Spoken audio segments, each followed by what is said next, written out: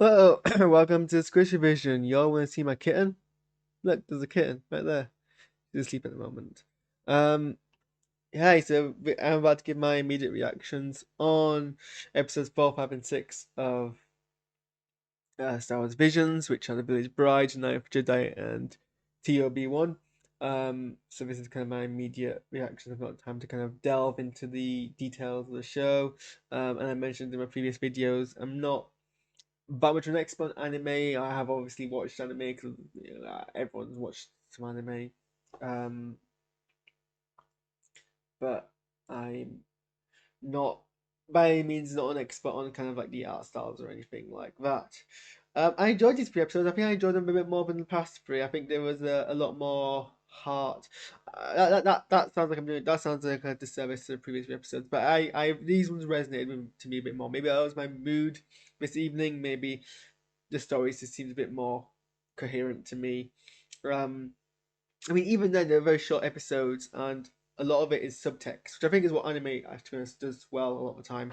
Um, but yeah, so with the Village Bride, a lot of that was subtextual. Nothing was very clear, but you got the kind of in the gist of the emotions in the story. You've got someone who has a ties to the planet. Apparently, her master came from there. I think is what was the insinuation, and then planet's got a very kind of the planet's very in tune with the Force, but they see it as kind of being kind of in a partnership with nature. Um, I don't know why YouTube is telling me that the stream is getting no data, so hopefully this doesn't cut out. Because it's still showing the green symbol, but hopefully that's just a glitch. Um, and so yeah, they've got this kind of Minos-ian situation where in order to stave off a violent invasion, they have to sacrifice one of their, the daughter of the chief as collateral. And I got a bit lost in the middle of this, but I guess I don't know what her name is actually. I want to say her name is F, and the guy was called Haru. Um, but maybe there was other characters. The female protagonist was talking to the male protagonist about kind of I guess the connections to the village, and that kind of inspired her to be like, well, I'm going to step in and do something. So she does, and he does, and together they defeat the kind of the warlords, I guess, or the dictators who are taking over the planet, and give the freedom back to the villagers.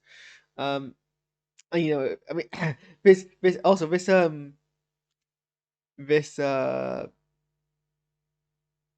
anime seems this series is very fond of the whole holding a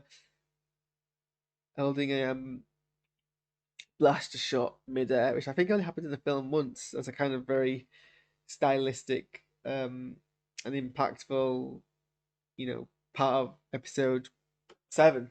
Um, but it seems to happen a few times now in this adaptation. So I think the creators behind this were very fond of that shot piece.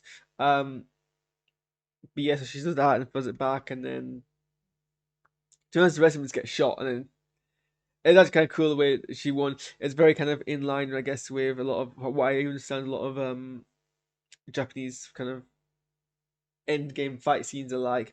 And it's something that's actually referenced with the Obi-Wan Maul final duel in Rebels, where the battle happens in the mind before, and the actual duel itself is very quick and fast. So you know how Obi-Wan, spoiler alert for Rebels, I guess, Obi-Wan killed Maul, and it was after kind of a period of standing off, and then it was like a very quick actual fight.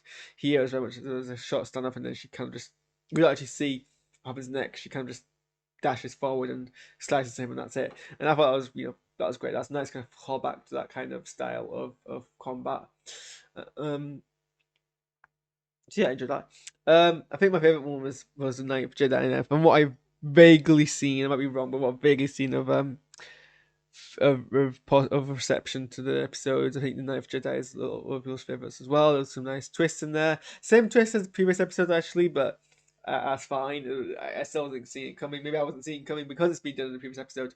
But the fact that all the people who we fought with Jedi were actually Sith, I like the nice touch where the crystal is actually designed to shine different color depending on the user's kind of connection with the force. It had some very good choreography, especially with the fight, especially with the excuse me, especially with the fight on the ice. Um, I could follow the kind of story a bit better here. It was very kind of it was. I think it was the longest episode, so it had more breathing space. And it felt like it could have been a longer episode. It felt like there was a lot of intrigue and a lot of interesting characters and interesting voice work. I mean, I watched the dubbed version, not the subbed version, but the dubbed version certainly had a lot of interesting kind of voice work that I could definitely listen and watch for a long period of time to listen to characters talk. But it ends on a cliffhanger as well, so it's one of the few stories that isn't actually self-contained. Like it could have been part of a longer movie or a longer series for sure, and I would have probably watched it. It was definitely, I think, my I guess it was my kind of anime is what I'm trying to say here. Um, yeah, like the fight scenes were really good. It had that sense of intensity and power, which I like to see in anime fight scenes. One of the reasons I'm a big fan of Dragon Ball Z, and one of the things that stands out to me about Dragon Ball Z is a lot of intensity and power behind the animation of fights you don't really get in Western animation so much. So definitely enjoyed that. And the voice acting was great, and the animation was good. And then you had T0B1, which was also I enjoyed it as well. It was very fantasial, but I think it takes a lot of inspiration from certain shows I've not actually seen.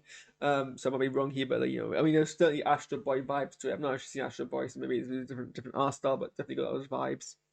Um, Definitely got a kind of traditional animation vibe. It was and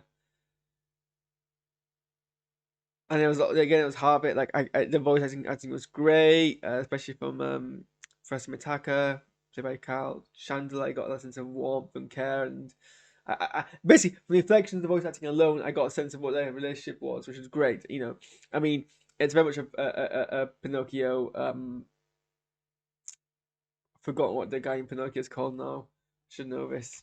It's that German name, Pinocchio creator.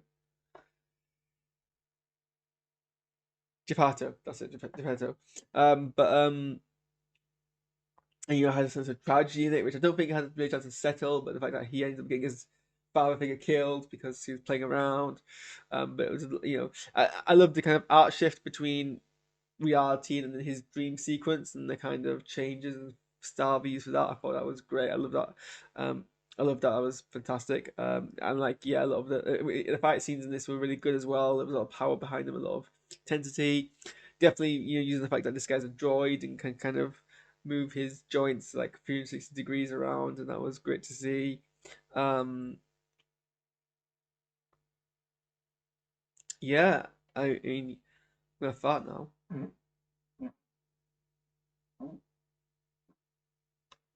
That was a fart. That wasn't a commentary in the episode. Um, yeah, like especially like the use of like glowy animation. That's a really bad way to describe it, but hopefully you know what I mean.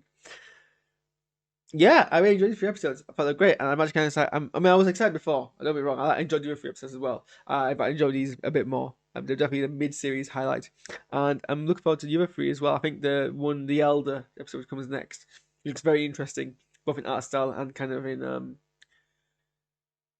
story. So hopefully, well, excuse me. Hopefully, I'll have a chance to watch those tomorrow. Give my thoughts then. Thanks for watching, guys. Check out a new TV, I guess. I plug that. It's a student TV station I'm a station manager for. We're going to hopefully be creating content in a few weeks' time. Give that a like. I don't know. This channel has nothing to do with that, but I figured I might give it a plug anyway. Thanks for watching, and I will see you guys hopefully tomorrow. I'm going to move my mouse to the right screen so I can then press my vanity.